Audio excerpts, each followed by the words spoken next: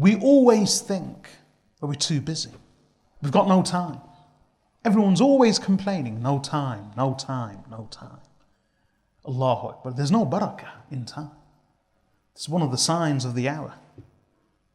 Imam Bukhari and others all relate a hadith in which the Prophet ﷺ mentions a few signs of Yawm al-Qiyamah, of the final hour. The first one in all of these hadith is يَتَقَارَبُ الزَّمَانِ. Time will shrink. Time will shrink. And Imam Ahmad ibn Hanbal in his Musnad and Imam Tirmidhi rahmatullahi alayhi in his Sunan both relate that the Prophet ﷺ said, time will shrink, so much so that a year will become like a month will become like a Jumu'ah, meaning a week, and a Jumu'ah, meaning a week, will become like a day, or will be like a day. So a year will be like a month will be like a Jumu'ah, meaning a Jumu'ah, meaning a week, will be like a day will be like an hour, and an hour will be like, and the words of the hadith are, the Arabs, they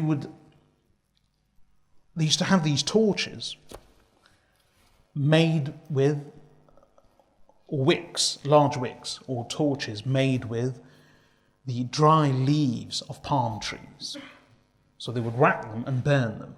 So a single dry leaf of a palm tree would burn very quickly.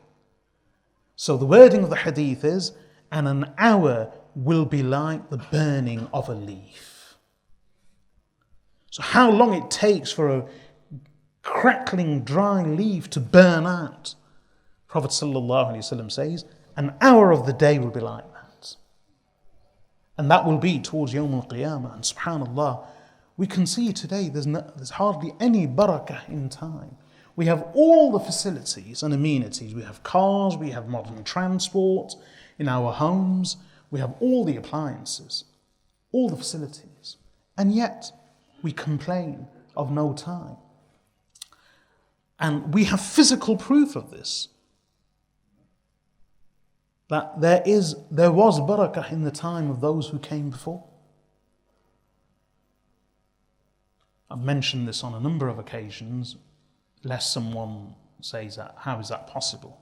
Time is relative. Ask Einstein. Time is relative. And Allah subhanahu wa ta'ala puts barakah in the time of those whom He wishes. Imam Ibn Jarir al-Ṭabarī rahmatullahi alayhi, a scholar who died in 310 Hijri, his students, they calculated the number of pages that he had written in his life. And it was a stupendous number. Imam Jalālayn al-Suyūtī rahimahullah, a scholar who died in 911 Hijri, he wrote a tafsir of the Quran, Jalālayn. Well, tafsir, which is half of Jalālayn. Students and the ulamā will know this. His teacher had written a tafsir of the Quran, Imam Jalāluddin al-Mahalli. His name was also Jalal. So he had written a tafsir of the Quran, but counterintuitively, he had started his tafsir from Surah Al-Kahf till the end of the Quran. So he did the second half first. And his idea was to do the tafsir in as concise a manner as possible, no detail, using as few words as possible, explain the verses of the Quran in order to provide a summary of the tafsir of the ulamā of before. Now that's a very difficult task, extremely difficult. One is someone's free, here's a verse of the Quran, elaborate on it, relying on earlier sources. And the other is, write a commentary of the Quran, be as concise and as brief as possible for each verse in as few words as possible. That is a difficult task. So when he completed the half of the Quran's tafsir, i.e. the second half, unfortunately he passed away. His student, Imam Jalāluddin al-Suyūtī rahimahullah, whose name was also Jalal, he made an undertaking that I will write the remaining half of the Quran, but he had to start from the beginning till Surah Al-Kahf. I will do the first half of the Quran in order to complete my teacher's tafsir, And I will do it exactly as he did it. Now that's a double undertaking. Not only will I do it, but I will follow his pattern in his footsteps and try to make it as close to his tafsir as possible. Now that's extremely difficult.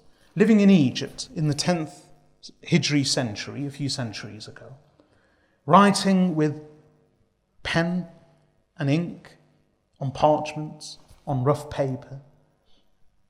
This is just one of his books.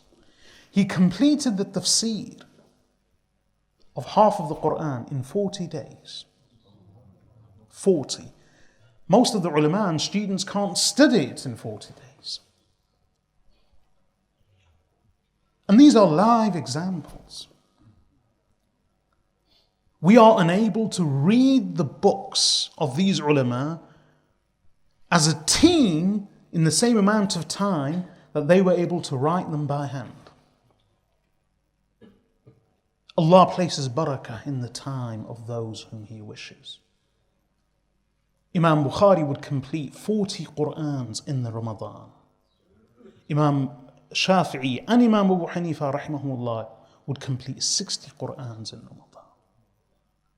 Some people say, how is that possible? Again, barakah, truly barakah.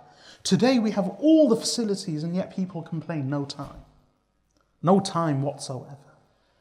Prophet sallallahu alaihi wasallam says, "Tarqarabu zaman."